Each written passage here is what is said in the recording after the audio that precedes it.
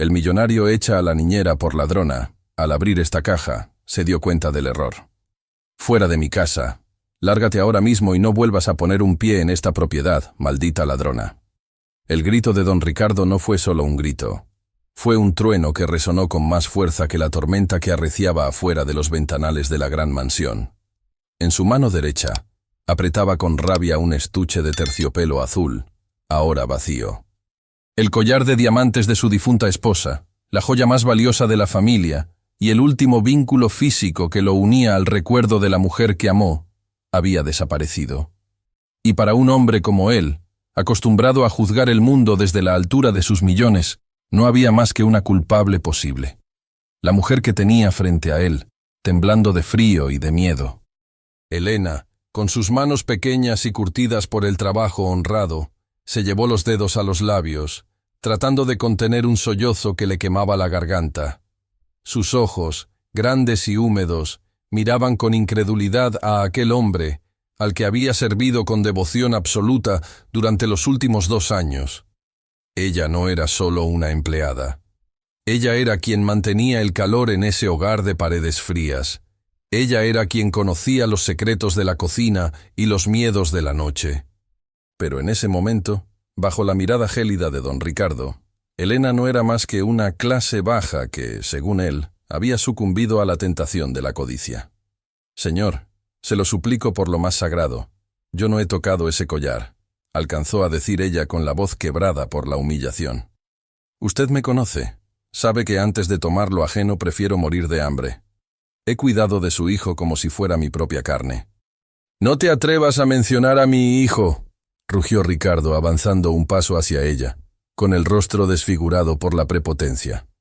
«Es precisamente por él que no te entrego a la policía en este mismo instante.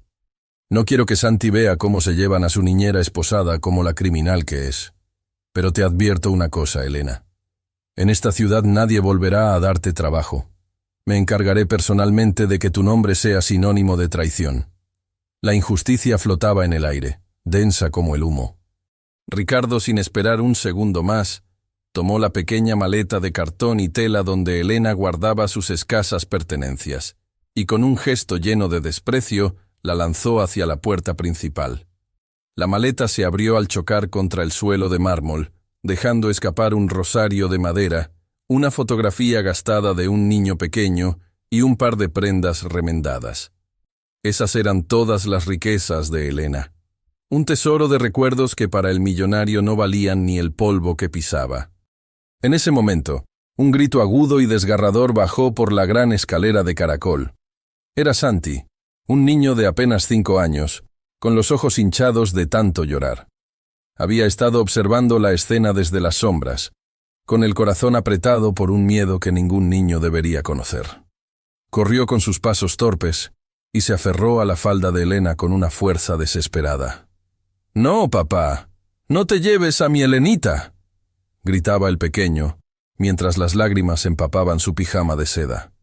«Ella no hizo nada. Elena es buena. Por favor, no dejes que se vaya bajo la lluvia». La imagen era capaz de romper el corazón más duro, pero el orgullo de Ricardo era un muro de piedra impenetrable. Él creía estar haciendo lo correcto, creía estar protegiendo su legado y su honor. Con una frialdad que helaba la sangre, tomó a su hijo por los hombros y lo separó bruscamente de la mujer. «Entra a tu cuarto, Santiago. Esta mujer nos ha engañado a todos». «No es quien tú crees», sentenció el padre, mientras el niño luchaba y pataleaba, extendiendo sus manos hacia la niñera. «Elena, Elena». El llanto de Santi se convirtió en un lamento que parecía llamar a las mismas nubes. Elena, con el alma hecha pedazos, recogió sus cosas del suelo.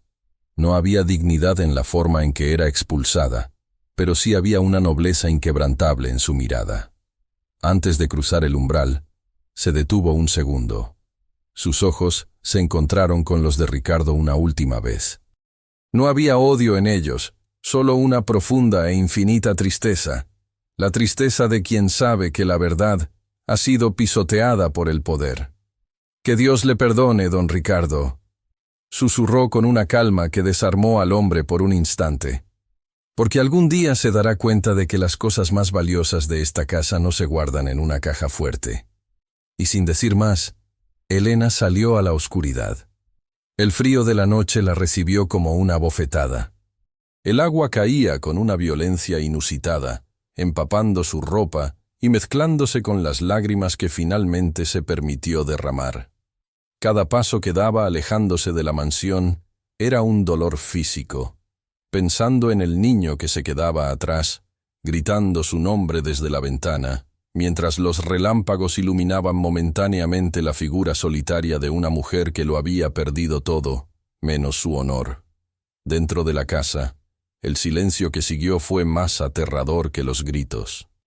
Ricardo cerró la puerta con llave, tratando de sofocar el sonido de la lluvia y los sollozos de su hijo. Se quedó allí, de pie en el vestíbulo inmenso, rodeado de cuadros caros y muebles de catálogo, sintiéndose victorioso por haber limpiado su hogar.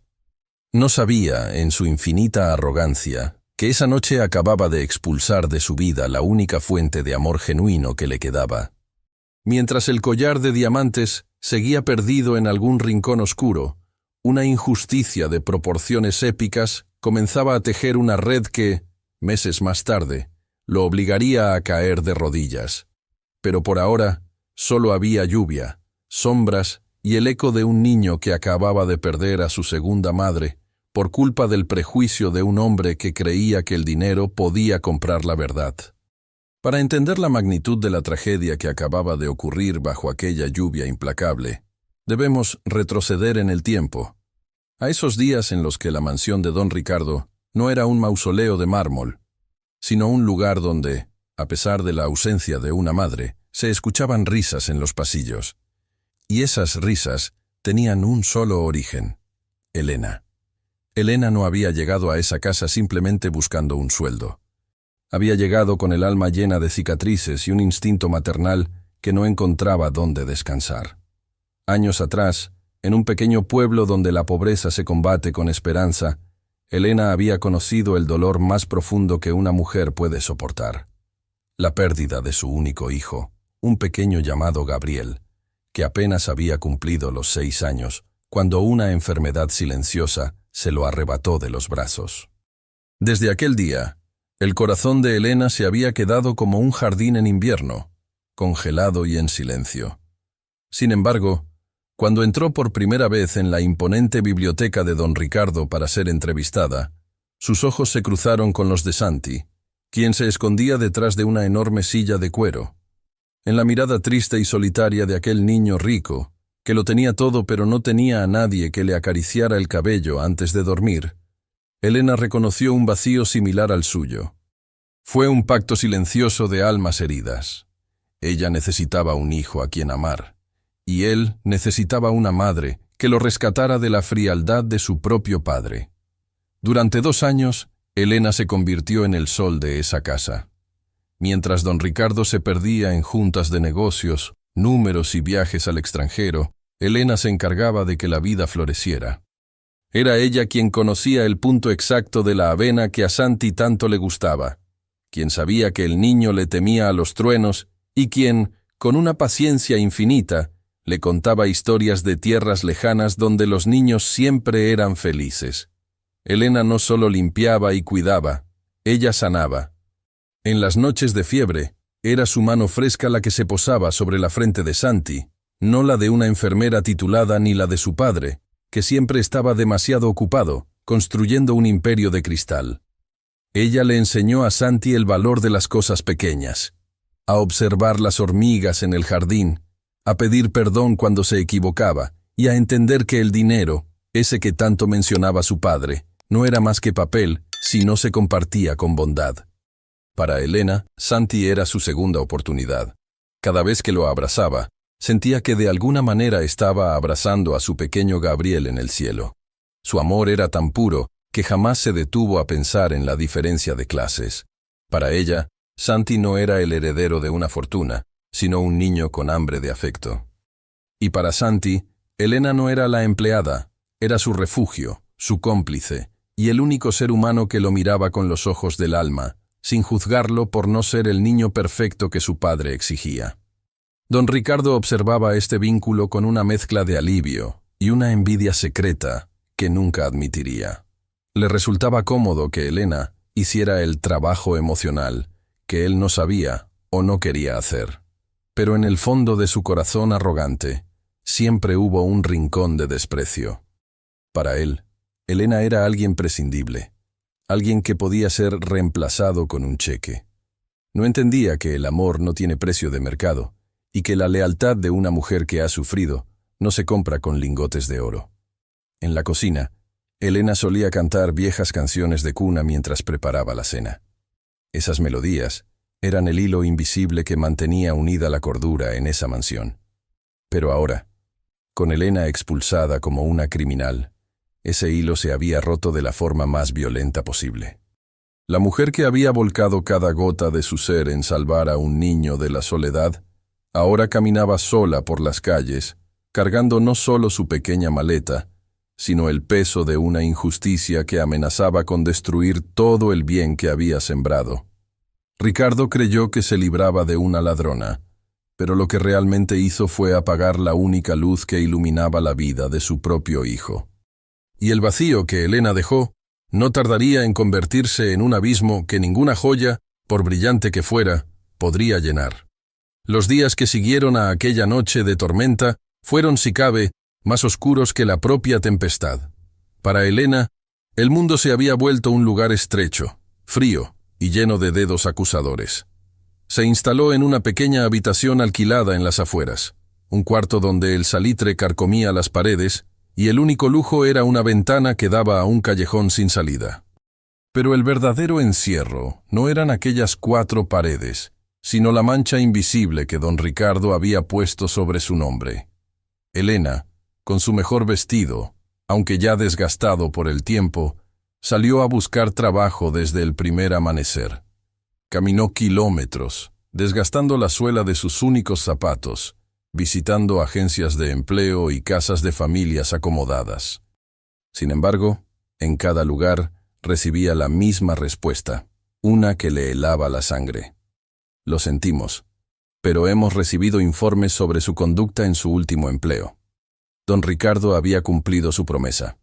Su influencia era tan vasta y su rencor tan ciego que se había encargado de cerrar todas las puertas, dejando a una mujer honesta a merced del hambre. «Señora, por favor», suplicaba Elena en una de las agencias, con las manos entrelazadas sobre el mostrador. «Yo nunca he tomado nada que no sea mío. Pregunte por mi trabajo, por mi dedicación. No se deje llevar por chismes de gente poderosa». Pero la recepcionista ni siquiera levantaba la mirada del papel. Para el mundo de los negocios y de las altas esferas, la palabra de un millonario valía 1000 veces más que las lágrimas de una niñera. Elena regresaba cada noche a su cuarto con el estómago vacío y los pies hinchados, pero lo que más le dolía no era la falta de pan, sino el recuerdo constante de Santi. Se preguntaba si el niño habría comido, si alguien le habría leído su cuento favorito de los valientes caballeros, o si estaría llorando solo en la inmensidad de aquella mansión que ahora se le antojaba como una cárcel de cristal. Mientras tanto, en la casa de don Ricardo, el ambiente era insoportable. La ausencia de Elena se sentía en cada rincón, como un perfume que se niega a evaporarse. Ricardo, convencido de que solo era cuestión de tiempo para que su hijo olvidara a la ladrona, contrató de inmediato a una nueva niñera. Era una mujer de modales impecables, graduada en las mejores escuelas y con recomendaciones de embajadas. Se llamaba Beatriz, y su voz era tan correcta como fría. «Santiago, es hora de comer», decía Beatriz, colocando un plato de sopa orgánica frente al niño. «Tu padre dice que debes alimentarte para crecer fuerte». Santi, sentado en la enorme silla del comedor que lo hacía ver aún más pequeño y frágil, ni siquiera miraba el plato. Sus ojos, antes llenos de chispas de curiosidad, estaban fijos en un punto vacío de la pared. Había dejado de jugar, había dejado de reír, y lo más preocupante, apenas pronunciaba palabra. En su mente infantil no cabía la lógica del robo o del valor de un collar. Solo cabía el dolor de haber perdido a la única persona que lo abrazaba con el corazón. No quiero, murmuraba el niño, con una voz que parecía un hilo de seda a punto de romperse. Quiero a Helenita. Ella sabe cómo se hace la sopa de estrellas. Ricardo, al escuchar esto desde la puerta, sentía una punzada de irritación mezclada con una culpa que se negaba a reconocer. Entraba al comedor con paso firme, tratando de imponer su autoridad de hombre de negocios. «Hijo, ya basta de caprichos», decía con severidad impostada. «Esa mujer ya no vive aquí. No era buena. Te traicionó a ti y me traicionó a mí. Tienes juguetes nuevos, tienes una niñera que sabe de educación. ¿Qué más quieres?» Santi levantó la vista, y por primera vez en días, sus ojos se encontraron con los de su padre. No había rebeldía en ellos, solo una tristeza infinita que desarmó a Ricardo por completo. «Ella no es una ladrona, papá. Ella es mi mamá de mentira, la que sí me quiere. Tú solo quieres tus piedras brillantes». Esa frase golpeó a Ricardo en el centro de su orgullo. Se dio la vuelta y salió del comedor, refugiándose en su despacho. Se sirvió un trago de whisky, tratando de ahogar la sensación de que algo andaba terriblemente mal. Pero el silencio de la casa era ensordecedor. Sin el canto de Elena en la cocina, sin sus pasos ligeros por la alfombra, la mansión parecía haber muerto. Elena, en su humilde habitación, sacó la fotografía gastada de su hijo Gabriel y la puso junto a una pequeña vela. Se arrodilló, no para pedir dinero ni comida, sino para pedir protección para Santi. «Cuídalo, Dios mío», susurraba, «porque él es pequeño y no entiende por qué los adultos somos tan crueles». Sus manos, las mismas que Ricardo había acusado de ladronas, se unían en una oración llena de una dignidad que ningún diamante en el mundo podría comprar jamás. La injusticia se había instalado como una niebla espesa, separando a dos seres que se amaban, mientras la verdadera verdad permanecía oculta, esperando el momento de salir a la luz para destruir la arrogancia de un hombre que creía que el dinero le daba el derecho de jugar a ser juez y parte. La mansión de los Olvera se había convertido en un monumento al silencio. Don Ricardo, en su afán por demostrar que nadie es indispensable, había transformado la rutina de la casa en un desfile de uniformes almidonados y títulos académicos. Después del fracaso de Beatriz, llegaron otras. La rigurosa Madame Dubois, que hablaba 4 idiomas pero no sabía cómo consolar una pesadilla, y luego la señorita Gertrudis, experta en nutrición infantil, que veía a Santi como un paciente y no como un niño. «Usted no entiende, caballero», le dijo Gertrudis a Ricardo una tarde, mientras el pequeño Santi se negaba por tercera vez a salir de debajo de su cama. «El niño no tiene un problema de conducta, tiene un problema de apego. Necesita a esa mujer». Ricardo, de pie junto a la ventana de su estudio, apretó los puños hasta que los nudillos se le pusieron blancos. La sola mención de Elena le provocaba una mezcla de ira y una punzada de algo que se parecía peligrosamente al remordimiento, aunque él lo llamaba decepción. «Lo que el niño necesita es disciplina y tiempo», respondió Ricardo con esa voz gélida que usaba para cerrar tratos millonarios. «Yo le pago a usted para que sea una profesional, no para que haga diagnósticos psicológicos de pacotilla. Si no puede manejar a un niño de 5 años, recoja sus cosas». «Hay una fila de mujeres allá afuera que matarían por este sueldo». Esa era la filosofía de Ricardo. Todo, absolutamente todo, tenía un precio de etiqueta. Creía firmemente que el dinero era un escudo capaz de repeler cualquier tormenta emocional. Pero esa noche, mientras el resto de la casa dormía un sueño inquieto, el millonario se encontró caminando por el pasillo hacia la habitación que había sido de su esposa. Entró en silencio. El aire allí olía a lavanda y a recuerdos que dolían. Se sentó en el borde de la cama matrimonial y abrió el joyero de madera fina que descansaba sobre el tocador. Allí faltaba el collar. Eran diamantes de una pureza excepcional, montados en oro blanco, que él mismo había diseñado para su mujer en su 10º aniversario. Al ver el espacio vacío en el terciopelo, la rabia volvió a encenderse en su pecho. «¿Cómo pudo hacerme esto?», susurró a la oscuridad. «Le di un techo, le di confianza, permití que se encariñara con mi hijo. y me pagó robándose lo único que me quedaba de ti, mi amor. Para Ricardo, el robo del collar no era una pérdida económica. Para alguien con su fortuna, eso era calderilla. Lo que le quemaba por dentro era la sensación de haber sido burlado por alguien que él consideraba inferior. En su mundo de jerarquías, que una empleada humilde le hubiera visto la cara, era una humillación que no podía tolerar. Por eso, prefería ver a su hijo languidecer de tristeza antes que admitir la posibilidad de haberse equivocado. La arrogancia del dinero le susurraba al oído que él siempre tenía la razón, que los pobres siempre eran sospechosos, y que la lealtad era un cuento de hadas para los que no tenían cuenta bancaria. Mientras tanto, en el cuarto de al lado, Santi abrazaba una vieja bufanda que Elena había olvidado en el perchero. El niño hundía su carita en la lana, tratando de rescatar el aroma a canela y jabón de coco que emanaba de la niñera. Esa bufanda era su único consuelo en un mundo de adultos que hablaban de leyes, de honor y de dinero, pero que no sabían por qué las estrellas brillaban más cuando Elena estaba cerca. Santi escuchó los pasos de su padre alejarse por el pasillo.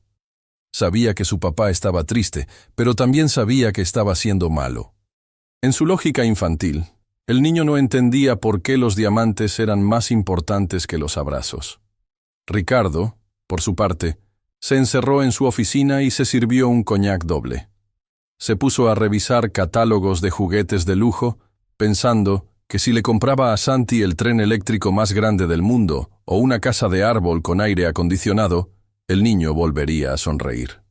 Él no se daba cuenta de que estaba intentando llenar un océano con gotas de agua. No comprendía que, en las alcobas de su mansión, se ocultaba un secreto que no tenía que ver con crímenes, sino con la ceguera de un hombre que lo tenía todo, pero que estaba a punto de perder lo único que el dinero no podía reemplazar: el respeto de su hijo y la paz de su propia conciencia. La arrogancia lo mantenía firme, pero los cimientos de su orgullo ya estaban empezando a agrietarse bajo el peso de un vacío que solo una mujer humilde, ahora bajo la lluvia de la miseria, sabía cómo llenar. Mientras en la mansión de los Olvera el silencio se compraba con alfombras caras, en el pequeño barrio de Santa María, donde Elena había buscado refugio, el silencio tenía un sabor muy distinto. Sabía a polvo, a humedad y a la amarga soledad de quien ha sido señalado injustamente. El invierno del alma había llegado para nuestra querida Elena, y no precisamente por el calendario, sino por esa helada que produce la calumnia cuando se clava en los huesos de una mujer de bien. Elena vivía ahora en una vecindad de paredes descascaradas, donde el sonido de los niños jugando en el patio central era lo único que le recordaba que el mundo seguía girando. Pero ella ya no salía a verlos. Se quedaba tras la ventana de su cuartito, observando sus manos, esas manos que antes acariciaban la frente de Santi y que ahora estaban rojas, agrietadas y entumecidas por el agua helada de los lavaderos comunales. Ante la imposibilidad de conseguir un empleo digno por culpa de las cartas de recomendación que don Ricardo se encargó de envenenar, Elena se vio obligada a aceptar lo más duro: lavar ropa ajena por unas cuantas monedas que apenas le alcanzaban para un té de canela y un trozo de pan duro al final del día. Aquel barrio, que solía ser un lugar de solidaridad, se había vuelto un terreno minado para ella. Los rumores corren más rápido que el viento en los callejones, y no faltaba quien, al verla pasar con el fardo de ropa sucia sobre la cabeza, murmurara a sus espaldas: «Mírenla, ahí va la que le robó al millonario». Tanta cara de santa que tenía y resultó ser una víbora. Esas palabras dolían más que el hambre que le rugía en las entrañas. Elena bajaba la mirada, no por vergüenza, sino para que nadie viera las lágrimas que amenazaban con desbordarse. Ella sabía que su única riqueza era su honor, y ver cómo se lo arrebataban sin piedad era una agonía que solo Dios conocía. Una tarde, mientras restregaba una pesada manta de lana en el tallador de piedra, Elena se detuvo un momento para recuperar el aliento. El vapor del agua caliente y el olor a jabón barato la envolvían. De pronto, un niño del vecindario, pequeño y de ojos vivaces, se acercó a pedirle una pelota que se había colado bajo sus pies. Al ver esos ojos, Elena sintió un vuelco en el corazón. Por un segundo, no vio al niño del barrio, vio a Santi. Recordó su risa, el calor de sus abrazos y esa manera tan dulce que tenía de decir su nombre. —¿Estás bien, doña Elena? —preguntó el pequeño, extrañado al ver que la mujer se quedaba inmóvil. —Sí, mi niño, solo es el cansancio —respondió ella con una sonrisa triste, entregándole la pelota. —Ve a jugar, que la vida se pasa volando. Cuando el niño se alejó, Elena se derrumbó sobre el banco de madera. La injusticia de don Ricardo no solo le había quitado su sustento, le había robado la posibilidad de cuidar al niño que amaba. Sin embargo, en medio de esa miseria, en ese cuarto donde el frío se colaba por las rendijas, Elena no guardaba odio. Cada noche, encendía un cabo de vela frente a la imagen de la Virgen y de su pequeño Gabriel. «Cuídalo, Señor», susurraba con la voz rota. «Cuida a ese niño que no tiene la culpa de la ceguera de su padre. Dale de comer, que no pase frío, y ponle ángeles que le cuenten cuentos para que no me extrañe tanto.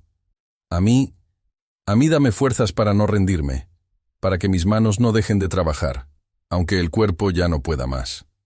La dignidad de Elena era una llama que se negaba a apagarse. A pesar de que sus ropas ahora eran harapos limpios, a pesar de que su rostro estaba más delgado y sus ojos más hundidos, había una luz en ella que la arrogancia de Ricardo nunca podría entender. Ella estaba atravesando su propio desierto, viviendo un invierno donde la esperanza parecía un lujo inalcanzable. Pero lo que ella no sabía, lo que nadie en ese humilde vecindario sospechaba, era que la verdad es como el agua. Siempre encuentra una grieta por donde salir. Mientras ella lavaba la ropa de extraños con el corazón puesto en un niño que vivía en un castillo de cristal, el destino ya estaba preparando el escenario para que el invierno de Elena terminara y la primavera de la justicia comenzara a brotar de la forma más inesperada posible. El tiempo es un juez silencioso, que no necesita palabras para dictar sentencia. Habían pasado ya varios meses desde aquella noche en que la lluvia lavó las huellas de Elena en la entrada de la mansión, pero el vacío que dejó no se había llenado con nada. Don Ricardo, sentado en su imponente escritorio de caoba, rodeado de informes financieros y proyecciones de mercado, se dio cuenta de pronto de que el silencio de su casa ya no era un silencio de paz, sino un silencio de muerte. Había algo en el aire, una pesadez que ni los purificadores más caros ni los perfumes de diseñador podían eliminar. Todo en la mansión funcionaba con la precisión de un reloj suizo. Los pisos estaban impecables, la comida se servía a las 8 en punto, y los jardines lucían un verde perfecto, pero faltaba el alma. Faltaba esa calidez invisible que Elena esparcía por las habitaciones con solo caminar por ellas. Ricardo empezó a notar que, sin ella, su hijo Santiago no solo estaba triste, sino que se estaba marchitando como una planta a la que le han negado la luz del sol. Una tarde, mientras revisaba unos documentos, Ricardo escuchó un ruido sordo en el piso de arriba. Subió las escaleras con paso rápido y se encontró con una escena que le apretó el corazón. Santiago estaba sentado en medio de su cuarto de juegos, rodeado de cientos de juguetes caros, trenes eléctricos, robots de última generación y castillos de madera importada. Pero el niño no estaba jugando. Estaba mirando hacia la ventana, con la barbilla apoyada en sus rodillas, y en sus ojos, antes brillantes de curiosidad, solo había una neblina de apatía. «Santi, ¿por qué no juegas con el coche nuevo que te traje de Nueva York?», preguntó Ricardo, suavizando la voz, intentando sonar como el padre presente que raramente era. El niño ni siquiera se giró. Su respuesta fue un susurro que dolió más que un grito. «No tiene gracia, papá. Los coches no hablan», y Elena les ponía voces a todos. Ella decía que el coche rojo era un aventurero y que el azul era su hermano mayor. Ahora solo son trozos de metal. Ricardo se quedó de pie en el umbral, sin saber qué decir. La arrogancia que lo había sostenido durante meses empezó a tambalearse. Aquella noche, después de acostar a un hijo que ni siquiera le pidió un beso de buenas noches, Ricardo bajó al sótano, donde guardaba las cajas de seguridad. Sacó el estuche de terciopelo y miró el hueco vacío donde debería estar el collar de diamantes. Pero por primera vez no sintió esa furia ciega que lo consumía. Sintió una duda.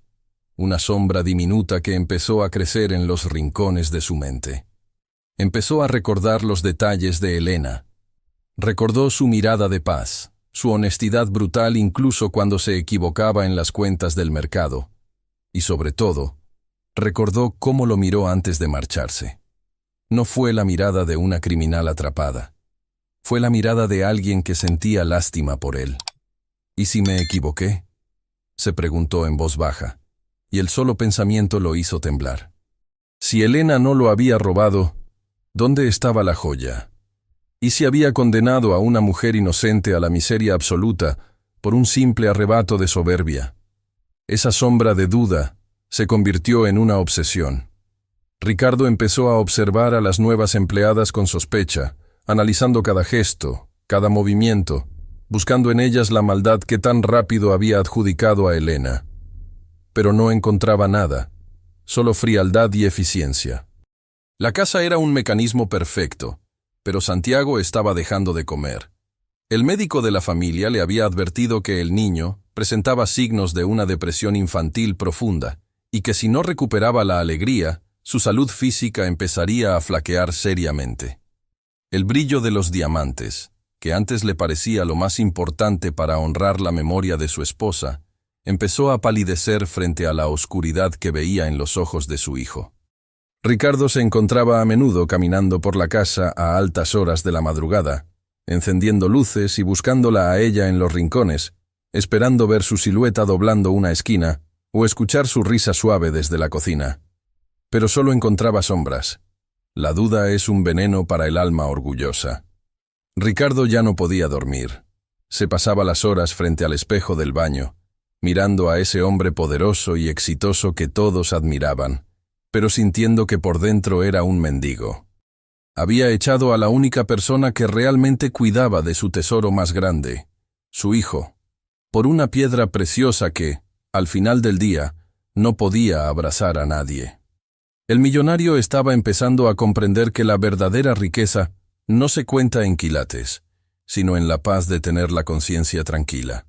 Y él, el gran don Ricardo, se sentía cada vez más pobre, mientras la duda lo devoraba vivo, preparándolo para el golpe de realidad que estaba a punto de recibir.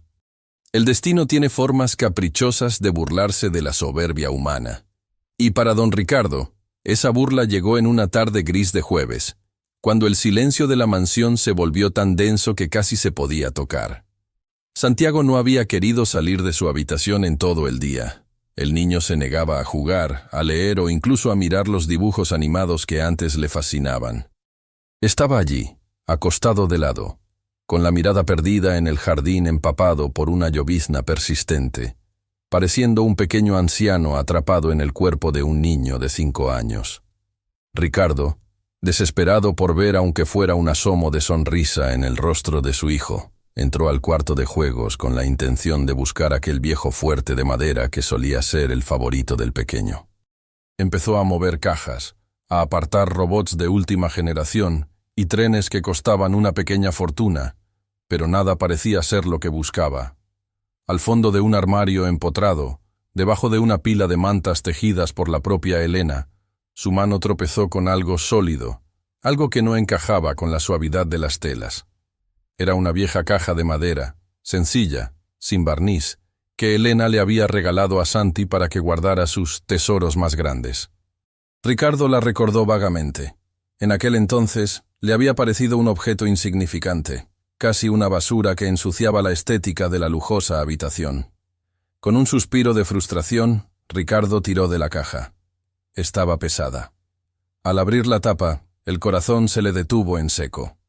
Allí, entre un soldado de plástico sin una pierna, una piedra brillante recogida del jardín, un dibujo arrugado donde se veía a Elena de la mano de Santi y una pluma de ave, algo resplandeció con una luz fría y cegadora. Don Ricardo sintió que el aire se escapaba de sus pulmones.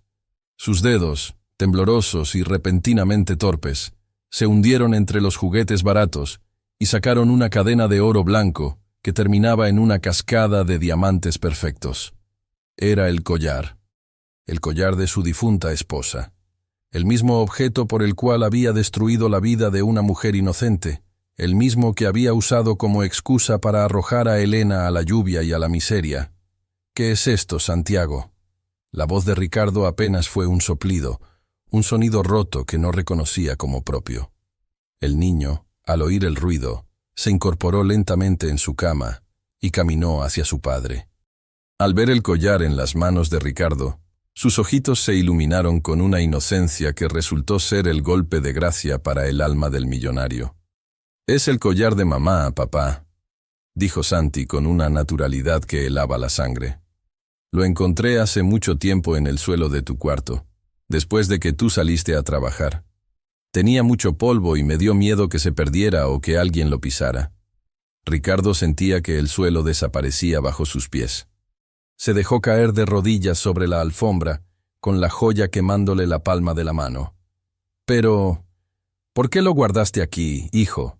¿Por qué no me dijiste nada cuando pregunté por él?», preguntó Ricardo, con las primeras lágrimas de una vida entera empezando a rodar por sus mejillas. Santi se encogió de hombros y se sentó frente a él, acariciando la madera de la caja. «Elenita me ayudó a guardarlo.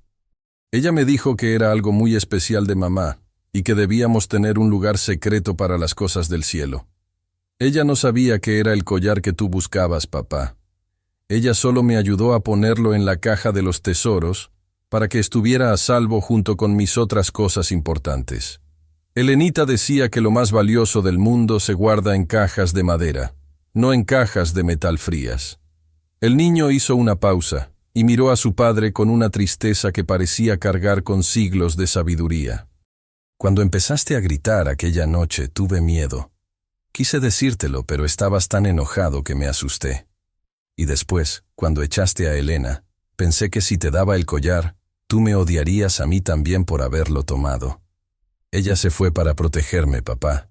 Me dijo al oído, antes de que tú me separaras de ella, que no tuviera miedo, que todo iba a estar bien». Ricardo apretó el collar contra su pecho, pero ya no sentía la belleza de los diamantes. Solo sentía el frío del metal, un frío que representaba su propia ceguera. En ese momento, la imagen de Elena bajo la lluvia, con su maleta rota y sus ojos llenos de una dignidad herida, se proyectó en su mente como una condena. Había llamado ladrona a la mujer que había cuidado el tesoro de su hijo, que había guardado el silencio para no meter en problemas a un niño pequeño, y que se había llevado la culpa por un amor que Ricardo no era capaz de comprender. «He sido un monstruo», sollozó el millonario, enterrando el rostro en sus manos. «Dios mío, ¿qué he hecho?». La habitación, antes llena de lujos, le pareció de pronto el lugar más pobre de la tierra. Los diamantes no brillaban, el oro no pesaba. Lo único que tenía valor en ese momento eran las palabras de un niño que, sin saberlo, acababa de destruir el imperio de arrogancia que su padre había construido durante años.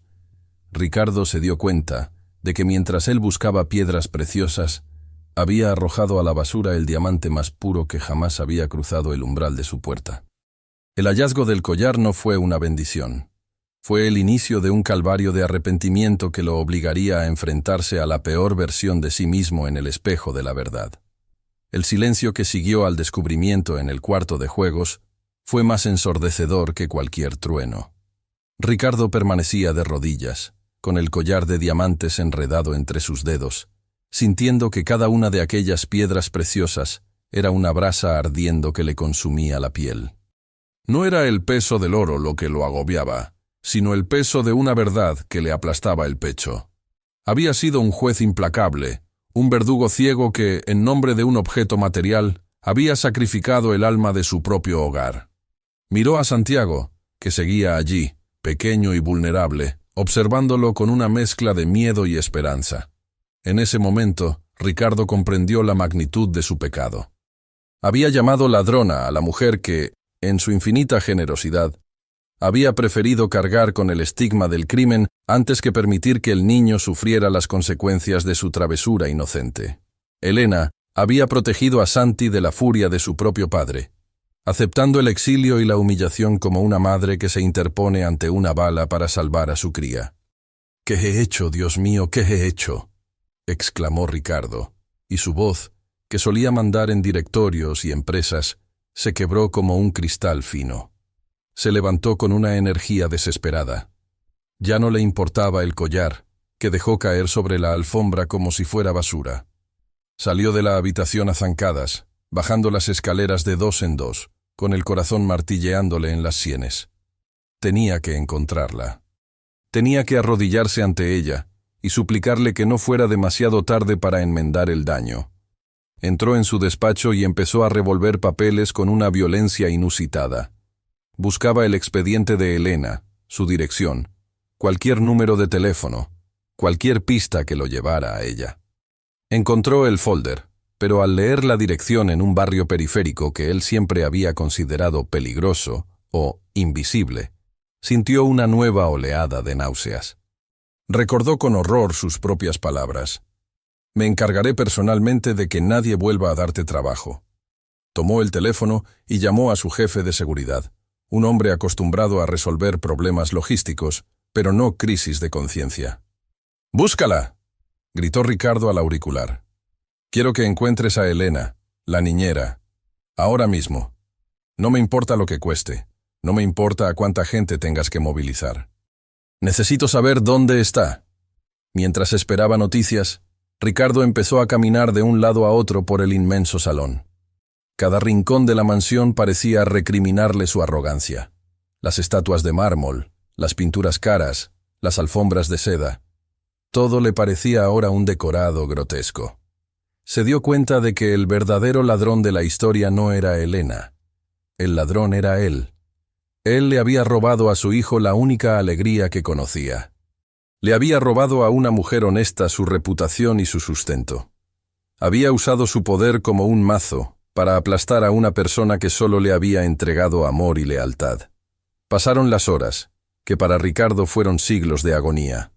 Finalmente, el teléfono sonó. Era su investigador. «Señor, la situación es complicada. La mujer perdió su vivienda hace semanas. Al parecer, debido a las referencias negativas que usted mismo circuló, no pudo conseguir empleo en ninguna casa de familia. La última información que tenemos es que vive en una vecindad en el barrio de Santa María. Trabaja por horas lavando ropa en los lavaderos públicos y vive en condiciones de extrema pobreza». Ricardo sintió un golpe seco en el estómago. La imagen de Elena, la mujer que siempre mantenía su delantal impecable y olía a flores frescas, malviviendo entre los escombros de la miseria por su culpa, lo dejó sin aliento. Sin esperar un segundo más, sin siquiera ponerse un abrigo, salió hacia el garaje. Encendió su coche de lujo, una máquina potente que costaba más que todas las casas del barrio al que se dirigía, y salió disparado hacia la noche. La lluvia, la misma lluvia que había despedido a Elena meses atrás, volvió a aparecer, golpeando el parabrisas con furia. Pero esta vez, Ricardo no huía de la verdad. Corría desesperadamente hacia ella. Mientras conducía por las calles que se volvían más estrechas y oscuras a medida que se alejaba del centro, Ricardo lloraba. Eran lágrimas de un hombre que se estaba rompiendo por dentro para que algo nuevo pudiera nacer. Se preguntaba si Elena lo perdonaría, si Santiago volvería a confiar en él, y si el daño que había causado en el nombre de unos diamantes podría ser reparado con todo el oro del mundo. Sabía que no. Sabía que la redención no se compraba, se ganaba con la humildad que nunca había tenido. La búsqueda desesperada acababa de empezar, y el millonario estaba a punto de descubrir que, en los callejones más humildes, se encontraba la única riqueza que realmente importaba. El lujoso automóvil de don Ricardo avanzaba como un espectro de metal y cristal por las calles agrietadas del barrio de Santa María. El contraste era casi obsceno. Los faros LED de alta gama iluminaban fachadas con la pintura descascarada, cables enredados que colgaban como lianas negras y charcos de agua estancada que reflejaban una realidad que Ricardo siempre había preferido ignorar. Al llegar a la dirección indicada, el millonario detuvo el motor, pero no se atrevió a bajar de inmediato. Sus manos, las mismas que firmaban contratos millonarios sin parpadear, temblaban sobre el volante de cuero. Frente a él se alzaba una vecindad de muros grises, El olor a humedad y a comida barata impregnaba el aire. Ricardo bajó del coche, sintiendo que sus zapatos italianos se hundían en el lodo, y caminó hacia el fondo del patio central, donde una luz amarillenta y parpadeante señalaba los lavaderos comunales. Y allí la vio. Elena estaba de espaldas, encorvada sobre una pileta de piedra. El sonido rítmico de su esfuerzo, el restregar de la ropa contra el granito, era lo único que rompía el silencio de la noche. Se veía más pequeña, más delgada. Su cabello, que antes siempre lucía recogido con elegancia sencilla, ahora caía en mechones rebeldes, empapados de sudor y vapor. Ricardo se quedó paralizado. Verla allí, reducida a esa labor extenuante por su culpa, fue como recibir una puñalada en el centro de su orgullo. «Elena», susurró, pero su voz fue tan débil que se perdió en el aire. Tomó aire y lo intentó de nuevo, más fuerte. «Elena». La mujer se tensó al instante. Ese nombre, pronunciado por esa voz, era algo que ella escuchaba en sus pesadillas. Lentamente, soltó la prenda que estaba lavando y se giró. Al reconocer a don Ricardo, el rostro de Elena no mostró ira, sino una fatiga infinita, una resignación que dolió más que cualquier grito. Sus manos, rojas, hinchadas y cubiertas de espuma de jabón barato, colgaron a sus costados. «¿Qué hace usted aquí, señor?», preguntó ella, con una voz que conservaba esa dignidad que el dinero no puede comprar. «Si viene a buscar algo más que crea que le he quitado, ya ve que no tengo nada. Esta ropa ni siquiera es mía». Ricardo dio un paso hacia ella, pero Elena retrocedió, como si temiera que su presencia fuera a ensuciar lo poco que le quedaba de paz. «Elena, yo he cometido el error más grande de mi vida», logró decir Ricardo, sintiendo que la garganta se le cerraba. «Encontré el collar. Estaba en la caja de juguetes de Santiago. Él lo guardó allí para protegerlo. ¿Y tú? Tú lo sabías. Sabías que él lo tenía y preferiste que yo te humillara, que te echara a la calle, antes que dejar que yo me enojara con el niño». Elena guardó silencio por un momento, bajando la mirada hacia sus manos maltratadas. Una lágrima solitaria corrió por su mejilla, trazando un surco limpio sobre la piel manchada de cansancio. «Él es solo un niño, don Ricardo», respondió ella en un susurro. Él no entendía el valor de esos diamantes, solo entendía que eran de su mamá. Usted habría sido muy duro con él. Yo ya he pasado por mucho en la vida. Podía aguantar un poco más de dolor si eso significaba que Santi no perdiera la confianza en su padre. Al escuchar aquellas palabras, el mundo de Ricardo terminó de desmoronarse. Sin importarle el barro, sin importarle que sus pantalones de marca se arruinaran, el gran don Ricardo se desplomó de rodillas sobre el suelo de cemento frío frente a la lavandera. «Perdóname, Elena, te lo suplico de rodillas», sollozó el hombre, hundiendo el rostro en sus manos. «Fui un ciego, un arrogante que creía que su riqueza le daba derecho a juzgar las almas. Te he quitado todo, tu trabajo, tu casa, tu buen nombre, y a pesar de eso, tú seguiste protegiendo a mi hijo. He venido a pedirte que regreses, no como empleada, sino como parte de nosotros. Santiago se está muriendo por dentro, Elena. Ha dejado de comer, ha dejado de hablar. Solo tú puedes salvarlo». Elena miró al hombre que meses atrás la había llamado ladrona bajo la lluvia. Lo vio allí, pequeño y roto, despojado de toda su prepotencia. En ese momento, ella tuvo el poder de pisotearlo, de vengarse por cada noche de hambre y cada lágrima derramada. Pero Elena no estaba hecha de odio. Su corazón era un templo donde solo habitaba el amor. «No lo haga por mí, señor», dijo ella, acercándose para ayudarlo a levantarse con una ternura que Ricardo no merecía. «Levántese. No me pida perdón a mí. Pídale perdón a Dios por no haber valorado el amor de su hijo. Yo iré con usted. No por el sueldo ni por la casa, sino porque Santi me necesita y yo no he dejado de extrañarlo ni un solo segundo». Esa noche, entre las ruinas de una vecindad y el vapor de los lavaderos, se selló un pacto que no estaba escrito en papel moneda.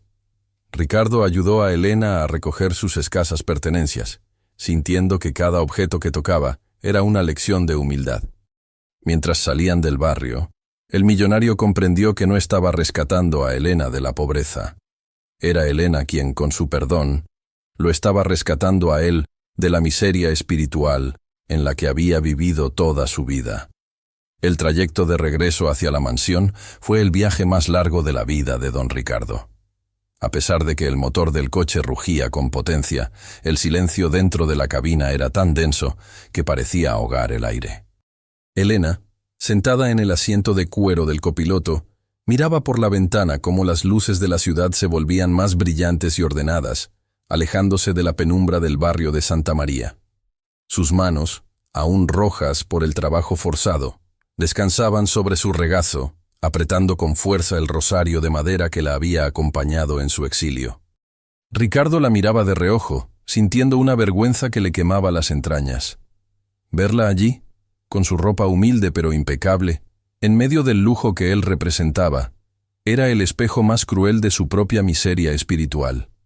Cuando el coche cruzó finalmente las grandes rejas de hierro de la propiedad, la mansión no parecía el palacio orgulloso de antes. A los ojos de Ricardo, ahora parecía un mausoleo frío que necesitaba desesperadamente ser rescatado. Bajaron del vehículo y el millonario, en un gesto que habría sido impensable meses atrás, le abrió la puerta a Elena con una reverencia que nacía del alma. «Elena», dijo con la voz entrecortada, «la casa está muerta desde que te fuiste. Por favor, devuélvele la vida a mi hijo». Subieron las escaleras en silencio. Al llegar a la puerta de la habitación de Santiago, Ricardo se detuvo. Sabía que este momento no le pertenecía a él. Él era solo el espectador de un milagro que no merecía presenciar. Elena tomó aire. Cerró los ojos por un segundo, invocando a su pequeño Gabriel en el cielo, y empujó la puerta con suavidad. La habitación estaba en penumbra. Santiago estaba acostado, de espaldas a la puerta, acurrucado bajo las mantas. Parecía una pequeña mancha de tristeza en medio de la inmensidad de la cama. Elena caminó lentamente, tratando de que sus pasos no hicieran ruido, y se sentó en el borde del colchón. «Mi niño», susurró con esa voz que tenía el aroma de la canela y la dulzura de la miel. «Mi caballero valiente, ya estoy aquí». El efecto fue instantáneo. Santiago se tensó, como si creyera que estaba soñando. Se giró lentamente, con los ojos muy abiertos, y al ver la silueta de Elena recortada por la luz del pasillo, dejó escapar un grito que era mitad llanto y mitad alegría pura. Se lanzó a sus brazos con una fuerza que casi los hace caer al suelo. «Elena, Elenita, sabía que ibas a volver. Le pedí a las estrellas que te trajeran de nuevo», gritaba el niño, hundiendo su carita en el cuello de la mujer, llorando con un desconsuelo que finalmente encontraba consuelo. Elena lo abrazó, meciéndolo de un lado a otro, mientras sus propias lágrimas mojaban el pijama de seda del niño. En ese abrazo se fundieron meses de injusticia, de hambre y de soledad. Ricardo, desde el umbral de la puerta, se tapó la boca con la mano para no dejar salir un sollozo. Por primera vez en su vida de magnate, comprendió que todas sus empresas, sus acciones en la bolsa y sus propiedades no valían ni una milésima parte de lo que estaba ocurriendo en ese momento. El amor genuino, ese que no se compra ni se vende, estaba sanando a su hijo ante sus propios ojos. Poco después, Ricardo llamó a todo el personal de la casa al gran vestíbulo. Empleadas, choferes y guardias se alinearon con curiosidad. Frente a todos ellos, con Elena a su lado y Santiago tomado de su mano, el millonario habló con una humildad que dejó a todos atónitos. «He convocado a esta reunión para decirles algo que debe quedar grabado en la memoria de esta casa», empezó Ricardo mirando a cada uno a los ojos. «Cometí un error imperdonable. Acusé a Elena de algo que no hizo, y la traté de una forma que no se merece ningún ser humano. Ella no solo es inocente, sino que es la persona más noble que ha pisado este hogar. Elena no regresa aquí como una empleada. Regresa como la protectora de mi hijo, y como un miembro fundamental de esta familia. Quien no sea capaz de tratarla con el respeto y la admiración que yo mismo le tengo ahora, puede irse de esta casa hoy mismo». El juicio de la conciencia de Ricardo había dictado sentencia.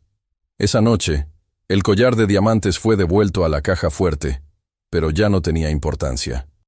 El verdadero brillo estaba en la cocina, donde Elena, a pesar del cansancio, insistió en prepararle a Santi su sopa de estrellas. Ricardo se quedó observándolos desde la distancia, sintiendo que el nudo que tenía en el pecho empezaba a aflojarse. Había recuperado a su hijo y había salvado su propia alma de la oscuridad de la soberbia. La justicia moral se había cumplido, pero el camino hacia la redención total apenas comenzaba, y Ricardo estaba dispuesto a recorrerlo paso a paso, aprendiendo de la mujer a la que un día llamó ladrona y que hoy era su única esperanza de redención. Habían pasado ya 6 meses desde aquella noche en que el orgullo de un hombre se derrumbó ante la pureza de una caja de madera. Si hoy caminaras por los jardines de la mansión de los Olvera, apenas reconocerías el lugar. Ya no es aquel monumento frío al dinero y a la soledad. Ahora, el aire huele a jazmines frescos y a la comida casera que Elena insiste en supervisar personalmente. Las risas de Santiago, que antes eran un eco lejano y triste, ahora son la banda sonora de cada tarde, llenando los pasillos de una vida que el oro nunca pudo comprar. Don Ricardo también es un hombre distinto. Ya no lleva el ceño fruncido ni camina como si el mundo le debiera algo. A menudo se le ve sentado en el porche, dejando de lado su teléfono y sus negocios, simplemente para observar a Elena y a Santi jugar en el césped. Ha aprendido que el tiempo es el único activo que no se puede recuperar, y que un abrazo de su hijo vale más que cualquier cierre de bolsa en Nueva York. Pero su redención no se quedó solo entre las paredes de su casa. Ricardo, atormentado por el daño que causó a la reputación de Elena, hizo lo que un hombre de honor debe hacer. Utilizó su poder para deshacer el nudo de mentiras que él mismo había tejido. En un evento público, frente a las mismas familias que antes murmuraban contra la niñera ladrona, Ricardo tomó el micrófono y, con la voz firme pero cargada de emoción, pidió disculpas públicas a Elena. Pero fue más allá. Esa noche anunció la creación de la Fundación Elena, una organización dedicada a proteger y asesorar legalmente a trabajadoras domésticas y personas humildes que son víctimas de acusaciones falsas y abusos de poder. El famoso collar de diamantes, aquel que inició toda esta tormenta, ya no descansa en una caja fuerte. Fue subastado, y cada centavo de su valor se destinó a la fundación. Ricardo comprendió que el brillo de esas piedras era una ofensa comparado con el brillo de la integridad de la mujer, que hoy considera el pilar de su vida. Elena, por su parte, sigue siendo la misma mujer sencilla y llena de fe. Aunque ahora tiene una cuenta de ahorros, un seguro médico y el respeto de todos, su mayor tesoro sigue siendo el rosario de madera y los besos que Santi le da cada mañana antes de ir al colegio. Ella no guarda rencor. Cuando la gente le pregunta cómo pudo perdonar tanta injusticia, ella simplemente sonríe con esa paz que solo tienen quienes conocen a Dios y dice: el odio es una carga demasiado pesada para alguien que quiere caminar ligero. El perdón no es para el que nos hirió, es para que nuestra propia alma pueda seguir volando. Una tarde, mientras el sol se ocultaba pintando el cielo de tonos rosados y naranjas, Ricardo se acercó a Elena, que estaba sentada en un banco del jardín mirando una fotografía. Era la foto de su hijo Gabriel, la misma que rescató del barro aquella noche de lluvia. «Elena», dijo Ricardo con suavidad, «nunca terminaré de agradecerte lo que hiciste por nosotros. No solo salvaste a Santi, me salvaste a mí de convertirme en un hombre hueco». Elena lo miró, y por primera vez, Ricardo vio en sus ojos no solo el perdón, sino una aceptación profunda. «La vida nos pone pruebas, don Ricardo», respondió ella. «A veces necesitamos perder algo brillante para encontrar algo que realmente tenga luz. Usted perdió un collar, pero encontró a un hijo. Yo perdí mi seguridad, pero encontré una familia que me necesitaba. Al final, la justicia de Dios siempre llega, solo que a veces camina despacio para ver si somos capaces de aprender la lección en el camino». La historia de Elena y el millonario nos deja una enseñanza que debemos grabar en el corazón. Nunca juzgues a una persona por su apariencia o por su posición social. La dignidad no se mide por la marca de la ropa ni por el tamaño de la cuenta bancaria. A veces, Los corazones más nobles se esconden debajo de los uniformes más humildes, y las almas más pobres son aquellas que, teniendo todo el dinero del mundo, carecen de la capacidad de amar y de confiar. La verdadera riqueza es la paz de una conciencia limpia y el amor de quienes nos rodean. No permitas que el brillo de las cosas materiales te ciegue ante la luz de la bondad humana. Y mientras el sol termina de caer sobre esta familia, que nació del perdón y la verdad, quiero darte las gracias por haberme acompañado en este viaje de emociones. Si esta historia te ha tocado el corazón tanto como a mí, te invito de todo corazón a que te suscribas a nuestro canal y nos dejes un me gusta. Eso nos ayuda a seguir trayendo lecciones de vida que nos recuerdan que siempre hay esperanza. También me encantaría leerte en los comentarios. Cuéntame desde qué ciudad o país nos escuchas y qué fue lo que más te conmovió de la historia de Elena y don Ricardo. No te vayas todavía, quédate con nosotros para ver nuestra próxima historia, que te aseguro será igual de sorprendente y llena de sabiduría para el alma. Porque aquí, en este rincón de historias, siempre hay una luz esperando por ti. Hasta la próxima, querida amiga.